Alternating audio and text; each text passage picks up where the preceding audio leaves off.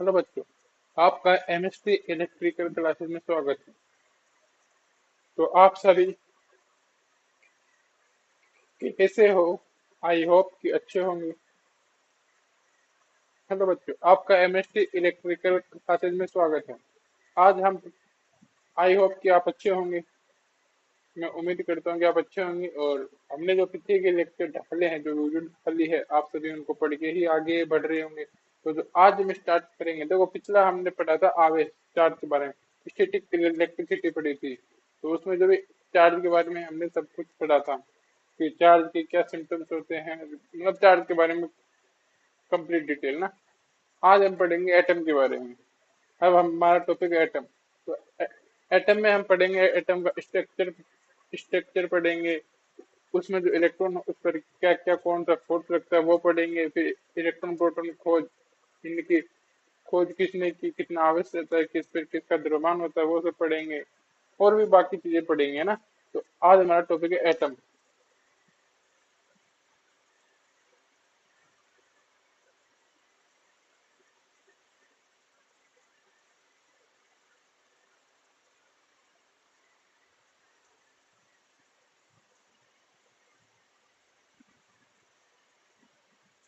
Okay, तो topic क्या है?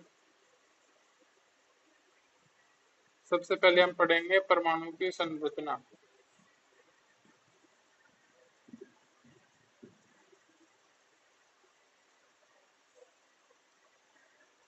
राइट। तो परमाणु की संरचना में क्या है, देखो ये हमारा सेंटर में क्या है, ये नाभिक, हमारा नाभिक। नाभिक जहाँ पे क्या है, प्रोटॉन और न्यूट्रॉन है। इसके बाद क्या है, कक्षाएं बनी हुई है। एक कक्षा ये है, एक कक्षा ये है, एक कक्षा ये है, एक कक्षा ये है। राइट। तो ये क्या, जैसे के एलिमेंट कक्षा होती है ना, वैसे के एम, जैसे वो कक्षा होती है वैसे ही ये है। इसमें क्या है, पहले तो ये जो परमाणु है, इसका जो व्यास होता है,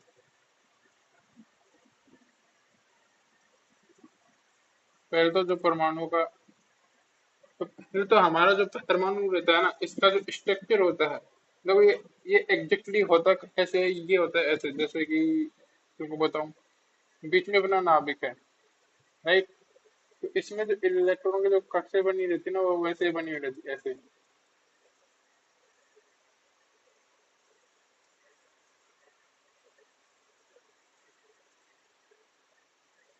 ऐसे से बनी रहती है ना, ऐसे ही रहती है। तो इनमें इलेक्ट्रॉन चक्कर लगाते रहते हैं ऐसे।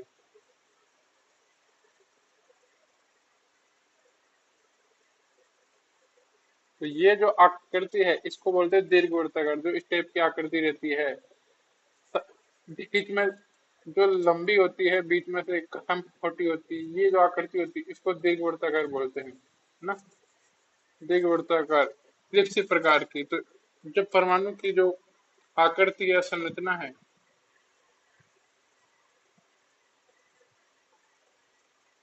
परमाणु की जो आकृति या संरचना है, ये कैसी होती है, इलिप्स प्रकार की।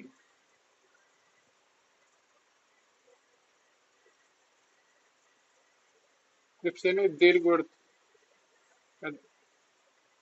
इलिप्स यानी दीर्घवृत्ताकार कर लो या दीर्घवृत्त कर लो। दीर्घवृत्ताकार इसकी आकृति होती है। इसके बाद जो इसका जो व्यास है, परमाणु का व्यास,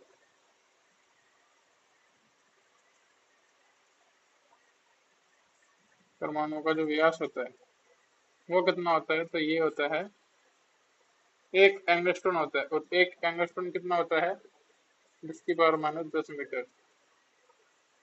राइट। ये परमाणु का व्यास होता है। वही ये देख के, तो ये क्या है हमारा,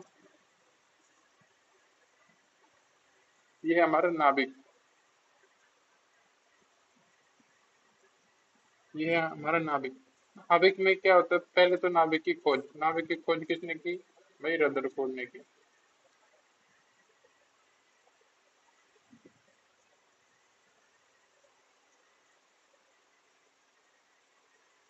रदरफोर्ड ना, रदरफोर्ड ने की थी। और इस नाभिक की जो त्रिज्या होती है, त्रिज्या कितनी होती है? तो ये होती है 1 फर्मी। अब 1 फर्मी क्या होता है? 10 की पावर -15 मीटर होता है ना, इसको 1 फर्मी बोलते हैं ना। त्रिज्या 1 फर्मी जो कि 10 की पावर -15 मीटर होती है, ठीक है। जो हमारा जो नाभिक है, अभी के हमारा केंद्र, सेंटर में होता है, केंद्र में होता है। इसमें क्या क्या होता है? एक होता है प्रोटॉन, एक होता है न्यूट्रॉन। एक होता है न्यूट्रॉन, एक होता है प्रोटॉन।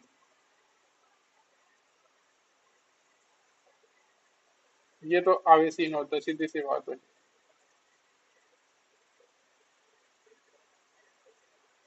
ये आवेशीन होता है। प्रोटॉन है, ये धनावेशित होता है, धनावेशित होता है। जबकि इसका जो नामकरण है, इसका नामकरण जो प्रोटॉन नाम रखा है, ये भी रदरफोर्ड ने रखा है ना, ये बात याद रखना। तो रदरफोर्ड ने इसका नामकरण रखा है। और ये जो बाहर जो कक्षा बनी हुई है, ये क्या है? कक्षा, कक्षा या ऑर्बिट। इनमें क्या करते हैं? इलेक्ट्रॉन गति करते हैं, चक्कर लगाते हैं ना, गति करते हैं। इन कक्षाओं में इलेक्ट्रॉन गति गति करते रहते हैं, ठीक है। और इनकी जो एक गति होती है, इलेक्ट्रॉन में 2 प्रकार की गति होती है, एक चक्रीय गति, एक कक्षीय गति। चक्रीय गति और कक्षीय गति।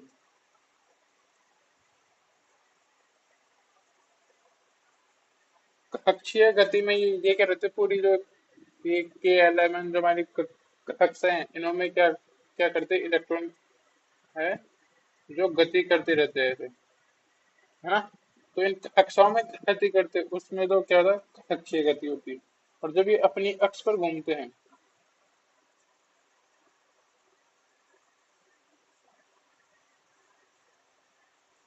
अपनी अक्ष पर घूमते हैं, तो चक्रीय गति हो जाती है।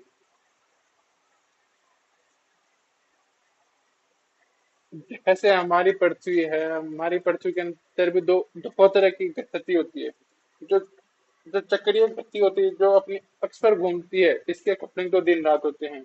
और जैसे ही वो अपनी कक्षा में गति करती है, उसके अकॉर्डिंग साल चेंज होते रहते हैं ना। तो ये ऐसी ही सेम गति इलेक्ट्रॉन के अंदर होती है। और जो इलेक्ट्रॉन की जो गति है, इलेक्ट्रॉन क्लॉकवाइज भी घूम सकता है और एंटी क्लॉकवाइज भी।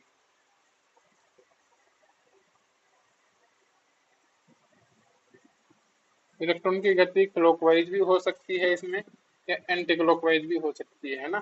तो मैंने आपको क्या बताया है यहाँ पे कि जो परमाणु की संरचना है, इसमें पहली बात तो आती है जो परमाणु का जो स्ट्रक्चर होता है। ये तो मैंने समझाने के लिए ऐसा बनाया हुआ कि रियल में ऐसा होता है परमाणु का स्ट्रक्चर। तो ये जो आकृति इलिप्सी प्रकार के दीर्घवृत्ताकार है, इसकी जो संरचना है वो कैसी हो गई? इलिप्सी हो गई। इसका जो व्यास होता है एटम का, परमाणु का, वो होता है 1 एंगस्ट्रॉन। ये मतलब एंगस्ट्रॉन होता है ना, जो कि होता है 10 की पावर -10 मीटर। सेंटर में रहता है हमारा नाभिक। नाभिक की खोज किसने की थी? रदरफोर्ड ने की थी। जो हमारे नाभिक है, नाभिक की खोज रदरफोर्ड ने की थी। अब जो नाभिक है, नाभिक की जो त्रिज्या होती है वो कितनी होती है? वो 1 फर्मी होती है, 1 फर्मी होती है। 1 फर्मी में 10 की पावर -15 मीटर होते हैं। वही हमारा जो नाभिक है, ये इसके केंद्र में होता है, बिल्कुल सेंटर में होता है। इस नाभिक के अंदर प्रोटॉन और न्यूट्रॉन होते हैं। न्यूट्रॉन होता है वो एक आवेशीन कण है, इसके किसी प्रकार का कोई आवेश नहीं होता है। प्रोटॉन ये आवेशित रहता है, इस पर पॉजिटिव आवेश होता है। और इस प्रोटॉन का जो नामकरण है, ये भी किसने दिया था? रदरफोर्ड ने दिया था ना, ये बात याद रखना। फिर ये जो कक्षे बनी हुई, इनमें इलेक्ट्रॉन इलेक्ट्रॉन है वो गति करते रहते हैं। अब जो इलेक्ट्रॉन गति करते हैं, तो इसमें देखो ये क्लॉकवाइज भी घूम सकते हैं और एंटी क्लॉकवाइज भी, वो इलेक्ट्रॉन की मर्जी है ना। ये क्लॉकवाइज और एंटी क्लॉकवाइज दोनों साइड से गति कर सकते हैं इलेक्ट्रॉन। ठीक है। इलेक्ट्रॉन में दो प्रकार की गति होती है, एक कक्षीय गति यानी कि अक्षीय गति। जब एक कक्षा में चक्कर लगाते रहते हैं इनमें तो उसको तो बोलते हैं कक्षीय गति बोल देते हैं, और जब ये अपनी ही अक्ष पर ऐसे घूमता रहता है अपनी ही अक्ष पर तो उसको बोल देंगे अक्षीय गति बोल देंगे, है ना, मतलब चक्रीय चक्रीय गति बोल देंगे। और बाकी इलेक्ट्रॉन एक बंध में बंधे रहते हैं यहाँ पे। इलेक्ट्रॉन एक क्या है, इलेक्ट्रॉन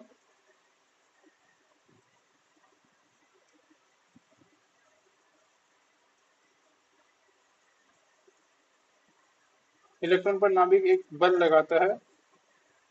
जो इलेक्ट्रॉन जो गति करते हैं इसमें, तो इलेक्ट्रॉन मुक्त नहीं होते इससे, मतलब इसकी कक्षा में ही गति करते रहते हैं, वो फ्री नहीं होते। क्यों वो फ्री नहीं होते? क्योंकि इनमें एक फोर्स लगता है, एक बॉन्ड होता है इनमें, है ना, एक बंध बना हुआ रहता है, उसकी वजह से।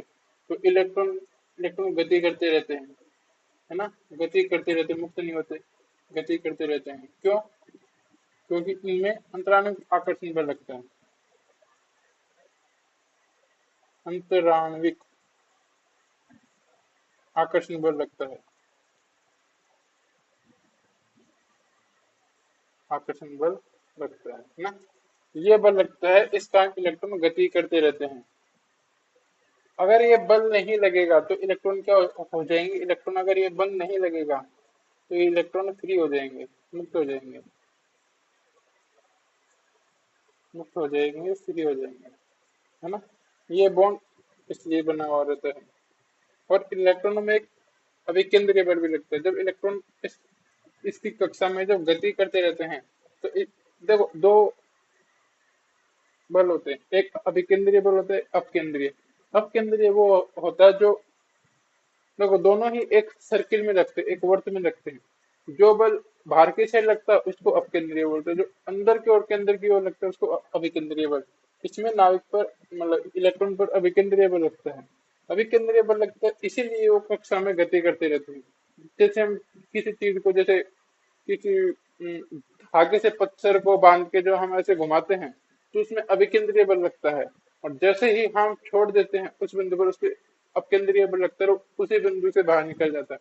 तो इसमें भी ऐसा ही सीन है, इसमें अभिकेंद्रीय बल लगता है जिसके कारण इलेक्ट्रॉन एक बंध में बंधे मतलब चक्कर करते रहते हैं, कक्षा में गति करते रहते हैं। क्या है, एक इसमें अभिकेंद्रीय बल भी रखते हैं,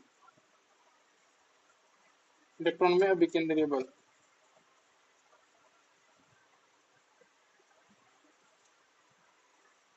अभिकेंद्रीय बल जो सेंटर की ओर लगता है ना, जो अंदर की ओर लगता है उसको अभिकेंद्रीय बल बोलते हैं। तो हमने क्या पढ़ा है भाई कि परमाणु इस क्या करते हैं, इसी प्रकार की इसका व्यास एक एंगस्ट्रॉन होता है, नाभिक होता है इसकी खोल रदरफोर्ड त्रिज्या एक फर्मी होती है, और नाभिक होता है इसके, ये सेंटर में होता है, इसमें जो प्रोटॉन और न्यूट्रॉन होते हैं, प्रोटॉन है वो धनावेश होता है, न्यूट्रॉन आवेशी होता है। प्रोटॉन का नामकरण रदरफोर्ड ने किया था। और फिर ये तो कक्षा से बनी रहती है, इसमें इलेक्ट्रॉन गति करते रहते हैं। इलेक्ट्रॉन एंटी क्लॉकवाइज भी गति कर सकते हैं, क्लॉकवाइज भी गति कर सकते हैं, है ना। तो इनमें इलेक्ट्रॉन में दो प्रकार की गति होती है, चक्रीय गति और कक्षीय गति। तो अपनी अक्सर घूमते उसको चक्रीय गति बोलते हैं। इलेक्ट्रॉन जो गति करते रहते हैं, इलेक्ट्रॉन एक बंध में बंधे हुए रहते हैं, इलेक्ट्रॉन बंध में रहते हैं, तो इसके कारण अंतराणु आकर्षण बल के कारण अगर ये नहीं होगा तो इलेक्ट्रॉन मुक्त हो जाएंगे। इसी प्रकार इसमें एक अभिकेंद्रीय बल भी लगते हैं। ठीक है। तो ये हमने परमाणु की स्ट्रक्चर के बारे में पढ़ लिया।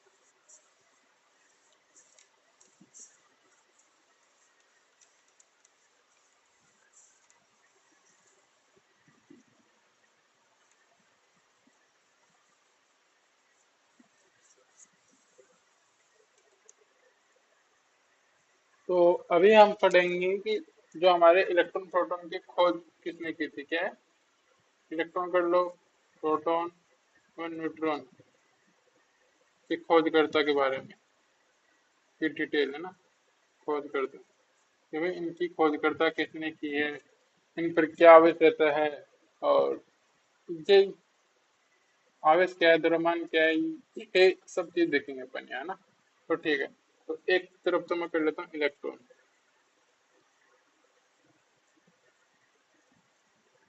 इलेक्ट्रॉन को ए माइनस से डिफाइन कर दे।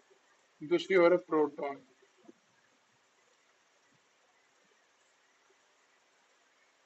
इसको पी से डिफाइन कर दे। तीसरा कौन है, न्यूट्रॉन।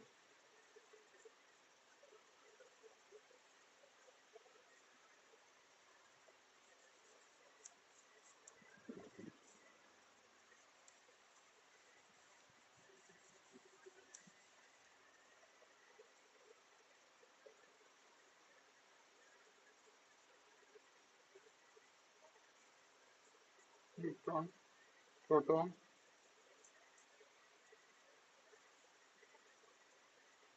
और एक आएगा इलेक्ट्रॉन।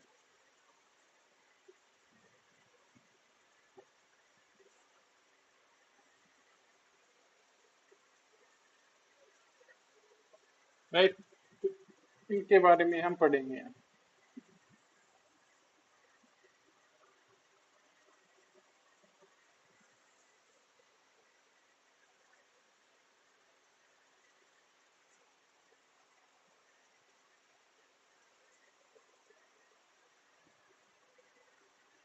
सबसे पहले पढ़ेंगे इनके खोजकर्ता, कि खोज किसने की थी।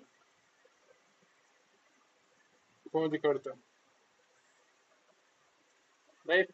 तो इसकी जो खोज की थी वो जे थॉमसन ने की थी। जे थॉमसन,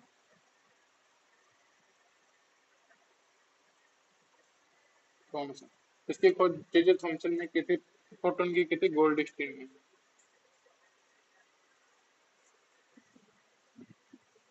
प्रोटॉन ने इसकी खोज की थी, जबकि इसका जो नामकरण है ना, नामकरण ये रदरफोर्ड ने दिया था।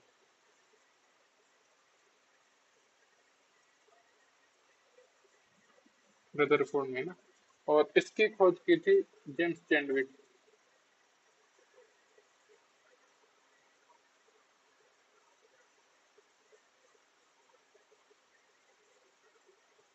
जेम्स चैडविक ने इसकी खोज की थी। क्या खोज करता, इलेक्ट्रॉन की जे थॉमसन ने, प्रोटॉन की गोल्डस्टीन ने और न्यूट्रॉन की जेम्स चैडविक ने खोज की थी ना। ठीक है, फिर दूसरा आता है कि भाई इन पे आवेश क्या है। आवेश या आवेश की मात्रा, जो भी तुम लिखना चाहो। तो इस पे क्या रहता है, ऋणात्मक आवेश।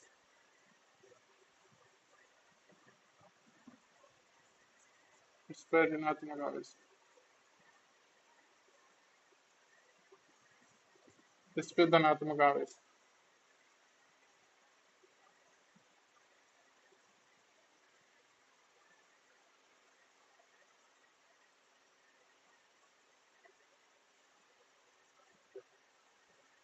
ऋणात्मक आवेश, और ये तो अपना है ही आवेशी, इस पर कोई आवेश नहीं आता। आवेशहीन या उदासीन,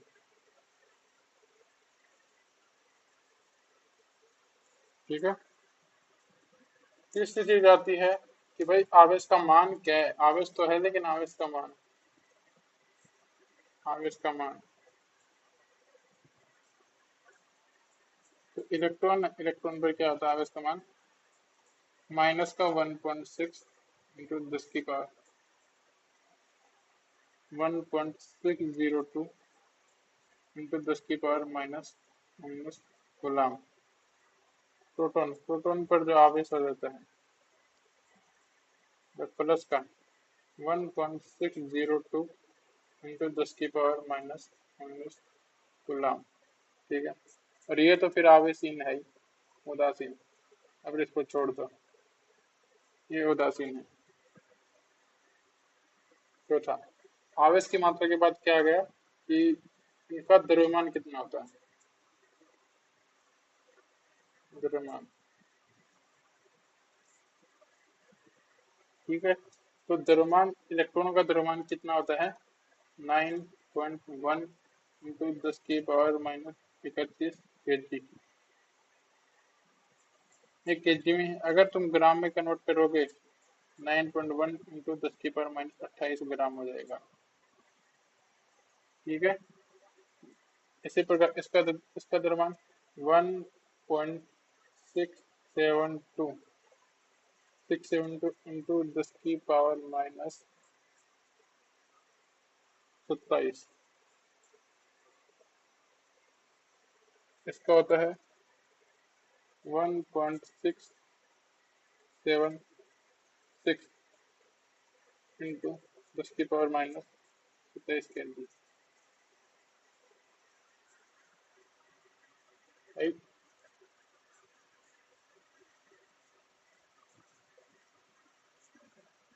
ये तो क्या है, यहाँ पे हमने क्या पढ़ा है?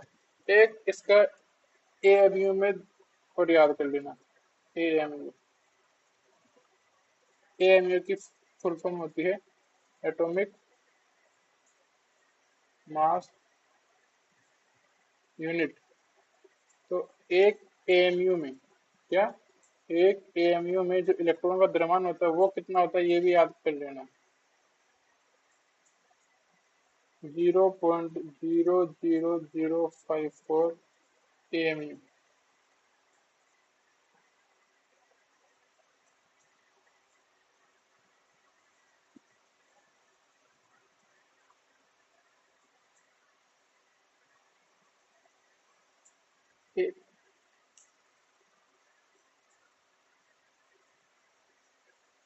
एएमयू में इलेक्ट्रॉन का द्रव्यमान, एएमयू में इलेक्ट्रॉन का द्रव्यमान,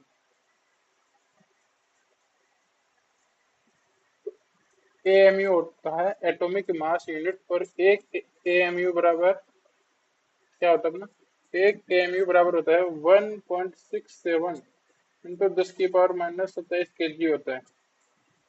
ठीक है, याद रखना, एक एएमयू बराबर 1.67 इंटू 10⁻27 kg होता है।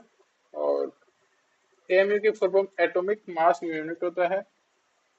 और एक जो एएमयू में जो इलेक्ट्रॉन का द्रव्यमान होगा वो 0.00054 एएमयू होता है ना।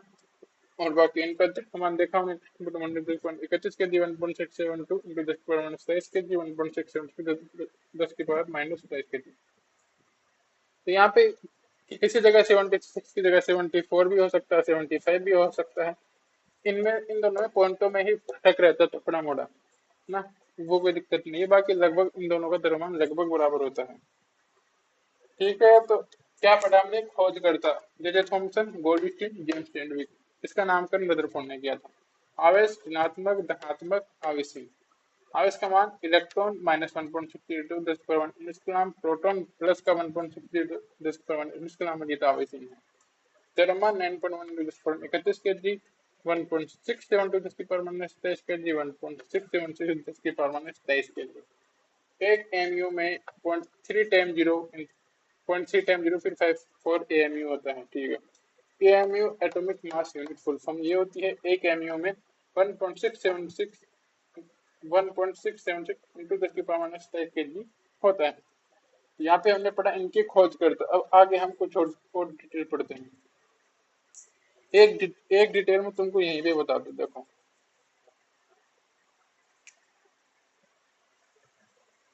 कि भाई जो अपना प्रोटॉन का द्रव्यमान होता है ना, मैं चलो तुमको अगली अगली स्लाइड में बताऊंगा।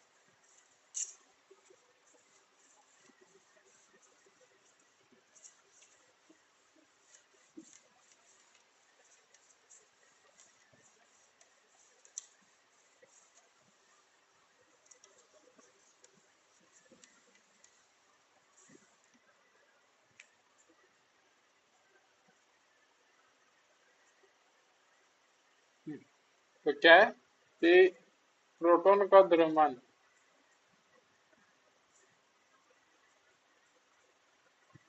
प्रोटॉन का जो द्रव्यमान है ये इलेक्ट्रॉन का द्रव्यमान से 1840 गुना अधिक होता है। इलेक्ट्रॉन के द्रव्यमान से 1840 गुना अधिक होता है, यह बात याद रखना।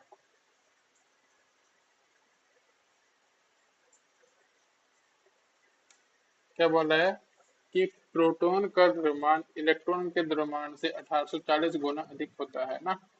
ये वाली बात बहुत बार एग्जाम में पूछी जाती है कि भाई इलेक्ट्रॉन का द्रव्यमान प्रोटॉन का द्रव्यमान कितना अधिक होता है, इलेक्ट्रॉन का द्रव्यमान प्रोटॉन से कितना कम होता है, तो 1840 गुना कम होता है। ठीक है, ठीक है। इसके बाद आता है कि इनका द्रव्यमान का सीक्वेंस क्या रहता है, इनके भार का क्रम, भार बोल दो द्रव्यमान बोल दो, ठीक है, भार का क्रम या द्रव्यमान का क्रम, ठीक है। चलो,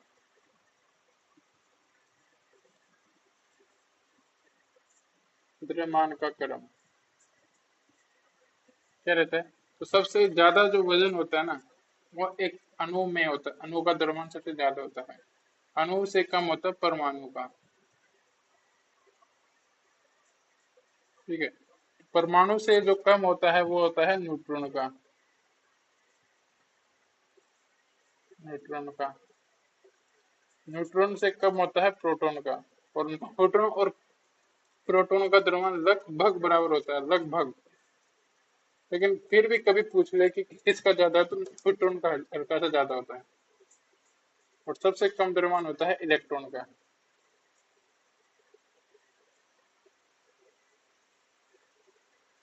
इलेक्ट्रॉन, ठीक है।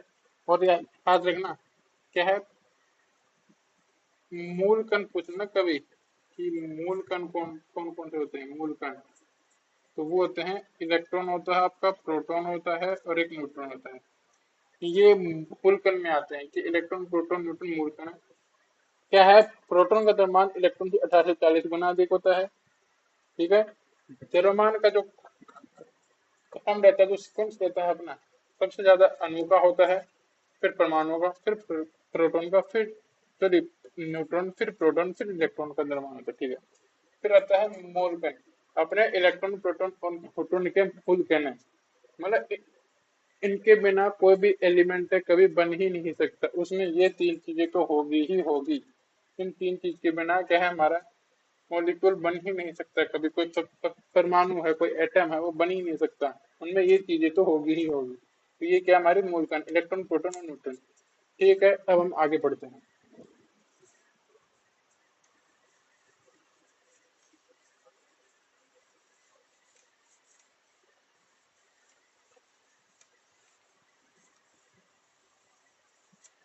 अभी हम देख लेते हैं कि भाई देखो था परमाणु क्रमांक, कि परमाणु क्रमांक क्या होता है।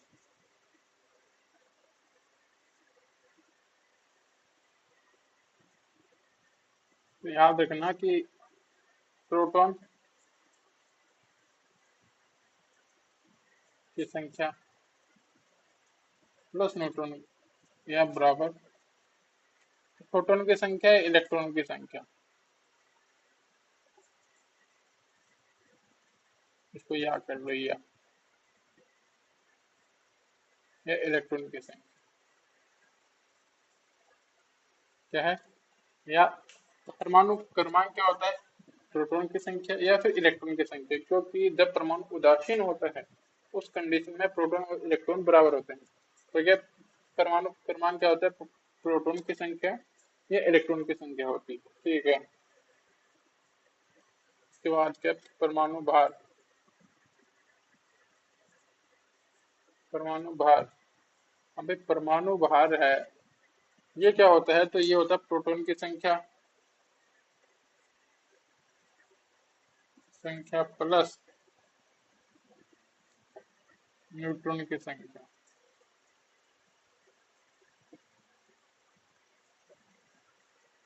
न्यूट्रॉन की संख्या, इन दोनों की संख्या का योग क्या होता है, परमाणु भार होता है।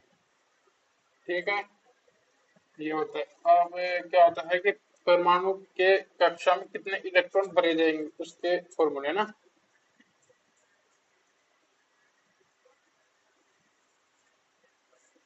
परमाणु की कक्षा में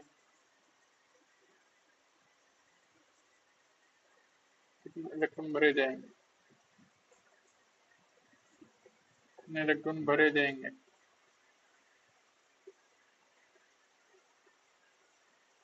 इसका फॉर्मूला होता है 2n² होता है, 2n² होता है, जहाँ पे n क्या है, n हमारा क्या है, कक्षा, कि भाई कौन सी कक्षा है। और जो कक्षाएं होती है हमारी, ये क्या होती है कि L, M, N, इस प्रकार जो चलती है ना, वो हमारी क्या होती है, कक्षाएं होती है। ए का मान कितना देगा, ये पहली कक्षा आ गई, ये दूसरी आ गई, ये तीसरी आ गई, ये चौथी आ गई, इस प्रकार, है ना। एक कक्षा होती है, जैसे कि कोई भी परमाणु हमने बना लिया, बीच में नाभिक आ गया, एक कक्षा, दो कक्षा, तीन कक्षा, चार कक्षा, के, एल, एम और ये एन, ये कक्षाएं होती है, ठीक है। बीच में क्या नाभिक है, न्यूक्लियर है, ठीक है, बीच में नाभिक है। तो इनमें जैसे कि हमने मान लिया के कक्षा है, के कक्षा में कितने इलेक्ट्रॉन है, के कक्षा में इलेक्ट्रॉन कितने आएंगे, ये भरेंगे 2। कक्षा कौन सी, एक कौन सी पहली कक्षा, तो एन की जगह लिख देंगे 1, 1 का स्क्वायर, एक का स्क्वायर एक, एक इंटू दो, दो आ जाएंगे। बोल दे एल कक्षा में इलेक्ट्रॉन, सही आ जाएगा। एल दो नंबर कक्षा है, तो दो, एन की जगह पे दो आ जाएगा, दो का स्क्वायर चार हो गया, चार इंटू दो 8। फिर एम कक्षा, एम कक्षा में इलेक्ट्रॉन की संख्या कितने बराबर में आएंगे, एम तीन नंबर कक्षा है, तो तीन आ जाएगा, तो तीन का स्क्वायर आ जाएगा, तीन का स्क्वायर नौ, नौ दूनी 18 आ गया, ठीक है। ऐसे ही आ जाएगा, एन में भी आ जाएगा, एन कक्षा, ये कितना, दो इंटू चार का 100, चार का दूनी 32, 32 इलेक्ट्रॉन हो जाएंगे। तो इस प्रकार पढ़ लेंगे। और किसी भी परमाणु की बाह्य कक्षा में,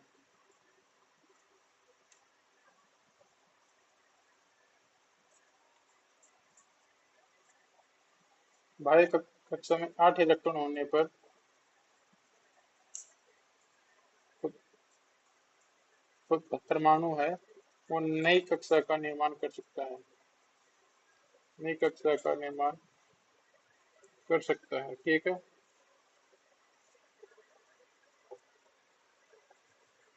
अगर किसी परमाणु के बाह्य कक्षा में 8 इलेक्ट्रॉन हो गए हैं, तो वो नई कक्षा का निर्माण कर सकता है। अब कुछ चीजों के मैं तुमको परमाणु क्रमांक बता रहा हूँ, वो याद कर लो डायरेक्ट, क्योंकि बहुत बार एग्जाम में पूछे जाते हैं। एक तो आता है अपना यूरेनियम, यूरेनियम,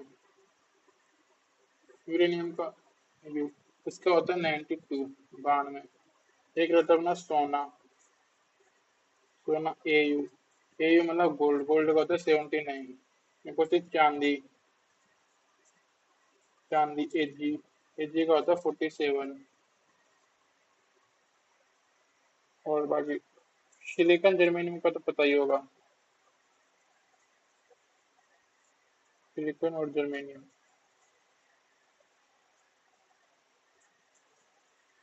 जर्मेनियम,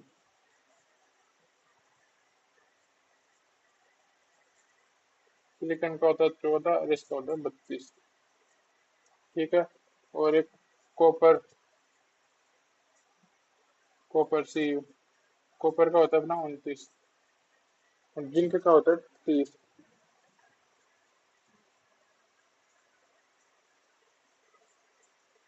तो ये परमाणु क्रमांक तो याद कर लो, ये सीधे एग्जाम में पूछे जाते हैं, ठीक है। तो आज हमने ये चीजें पढ़ी है कि देखो, इस बार इस खंड में क्या पढ़ा है, परमाणु क्रमांक पढ़ा है, जो कि बोल दी प्रोटॉन की संख्या, इलेक्ट्रॉन की संख्या, परमाणु भार, प्रोटॉन प्लस न्यूट्रॉन दोनों का योग, परमाणु की कक्षा में जो इलेक्ट्रॉन जो भरे जाएंगे वो 2n/70 के अनुसार भरे जाएंगे, जहाँ n क्या कक्षाएं हैं, कक्षाओं का नंबर की भाई पहली कक्षा, दूसरी है, तीसरी है, चौथी है, ऐसे कौन सी कक्षा है। तो पहली कक्षा में 2 इलेक्ट्रॉन भर सकते हैं, दूसरी में 8, तीसरी में 18, चौथे में 32 भर सकते हैं ना, ठीक है। और अगर किसी परमाणु की बाध्यम कक्षा में 8 इलेक्ट्रॉन हो गए हैं, अगर वो चाहता है नई कक्षा का निर्माण करना, तो वो कर सकता है, उस पर कोई रोक टोक नहीं है। तो बाह्य कक्षा में 8 इलेक्ट्रॉन पूर्ण होने पर परमाणु नई कक्षा का निर्माण कर सकता है। और ये कुछ परमाणु क्रमांक जो याद कर लो, यूरेनियम का 92 होता है, सोने का 79 होता है, चांदी का 80 तो 47 होता है, सिलिकॉन का 14, जर्मेनियम का 32 और कॉपर का 29, जिंक का 30। तो ये कुछ परमाणु क्रमांक है, ये याद कर लो। तो चलो ठीक है, अपन कल मिलते हैं। वैसे भी लेक्चर बहुत लंबा हो गया है, तो आप इसको अच्छे से देखना, आपको समझ में आ जाएगा। चलो ठीक है, फिर कल मिलते हैं। Okay, good bye.